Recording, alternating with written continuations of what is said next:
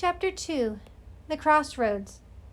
The burial wasn't as beautiful as he would have liked, especially for a cleric, and one of the brethren at that. But it wasn't that bad either, thought Garrick, after he'd finally tossed the last bit of dirt over the old man and his staff. I could not have done it better without your help, my friend, said Garrick as he knelt down and started to brush the dirt off Onyx's paws. The dirt from the hole the Mystic Wolf had dug had then been thrown over Brayland, along with some tree branches and leaves that Garrick had grabbed from their surroundings. The mercenary sighed and looked up at the sun high up in the sky. The old cleric deserved better, but the holy city was only a few days away from the crossroads. With his current resting place being off the main road, chances were good that he wouldn't be disturbed before someone from the order could get to him. Garrick pulled out the brethren's ring and looked at it as he started to pet Onyx, who was sitting next to him, sniffing the air. Then he stood up, and the Mystic Wolf started to trot toward the road. With that hand now free, the mercenary pulled out a ring of his own from underneath his tunic. It was simple-looking, and held by a leather cord that sat around his neck. Garrick ran his fingers over the ring, and then looked down at Brayland's. I know you said your ring would give me an audience with the High Priest, but even more importantly, I know there must be someone who will be glad to have this in your memory, whispered Garrick. Then he kissed the ring on the leather cord, put it back under his tunic, and placed Brayland's ring into his pack. After brushing his dirt-stained hands over his tunic, the mercenary bowed politely over the grave, and then followed his companion toward the road. After a long trek with his mind contemplating again and again the interesting interaction with Brayland, Garrick could tell they were getting close to the crossroads. As they walked, they came into contact with more and more individuals on the road. Human men and women of all ages, along with dwarves and elves, continued to pass them by. Walking alone or in groups, in carts pulled by ponies or on horseback, the further Garrick and Onyx walked, the more crowded it became. Soldiers walked toward Oberlon, aside knights on horseback. Wizards, both masters and apprentices, discussed spells new and old as they started new quests or returned to the wizard's citadel, located just a little farther off from the soldier's destination. Though the wizard's citadel was located on a small island off the shores of King Brock's capital, it was actually built, formed, and governed by elves, dwarves, and humans combined. That being so, it was deemed totally autonomous by all three kingdoms. The sounds and commotion around Garrick became louder, jolting him from thought. Then the mercenary looked over his shoulder. There were now about the same amount of travelers heading into the crossroads as leaving it. He had been so lost in thought again that he hadn't noticed that he and Onyx had already passed many of the smaller paths that connected to the road they were on. They were now walking around a hill, one the mercenary knew very well.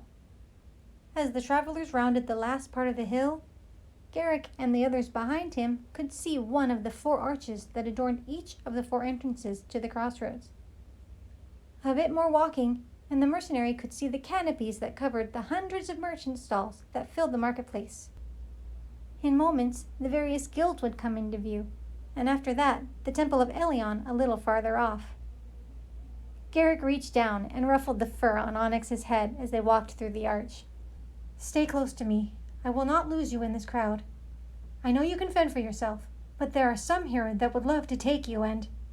Garrick stopped as Onyx looked up at him, mouth open as if smiling. The Mystic Wolf usually looked menacing with all his sharp teeth on display, but now he looked happy, being back in the one place that felt like home. In many ways, with the biggest mercenary guild being at the crossroads, it was home. Onyx continued looking up at Garrick with beautiful dark eyes, and then licked his hand. Having raised the Mystic Wolf from a pup, Garrick and Onyx had bonded. It was rare to bond with a Mystic Wolf, but Garrick had. With just a look or a word, the mercenary and the Mystic Wolf could sometimes know what each other were thinking or feeling. Okay, replied Garrick. You're right, I can trust you. The mercenary stood up again and took in the view and sounds around him that never seemed to get old. Then he looked down at Onyx, who was doing the same. Come on, I'm almost out of arrows, and it's been a while since my sword has been looked at. If we are quick about it, I'm pretty sure we can make it to the Holy City in the next few days. But I'd feel better about it if we bought more water and food before leaving tomorrow, stated Garrick as he looked over the marketplace. Just getting here and I'm leaving, said a voice in front of Garrick.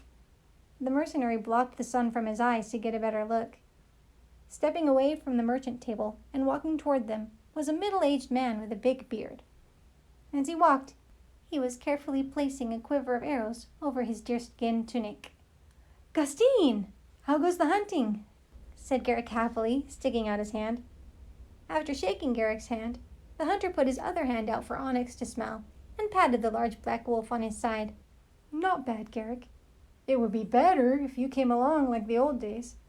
Of course, this big boy here is better than both of us at hunting and tracking, replied Gustine, looking down at Onyx, who was watching a wizard apprentice casting illusion spells for a small audience. I assume you have not been to the mercenary guild yet? Asked the hunter, his smile fading away to a more serious look. You're correct. We just got here. Walked through the eastern arch only moments ago, answered Garrick. What is going on? Avenel the Relentless was here late last night, announced Gustine in a low voice. As with Gustine, Garrick's smile faded. What was he doing here? Roughed up some mercenaries outside the guild. Rumor is he took one with him. Not sure who, replied Gustine. You know how it is with that half-elf bounty hunter. The ones left behind are not talking. Thanks, Gustine, said Garrick, calmly rubbing his bearded chin, though his mind was racing. And after a moment he continued, I have something bigger to deal with right now, but I will look into it tomorrow morning, or I will just do it when I return from this short trip I have been asked to make. When you get back, we will have to catch up over some ale, replied Gustine. Then the hunter looked up at the arch behind Garrick and stuck out his hand. Be safe on your journey.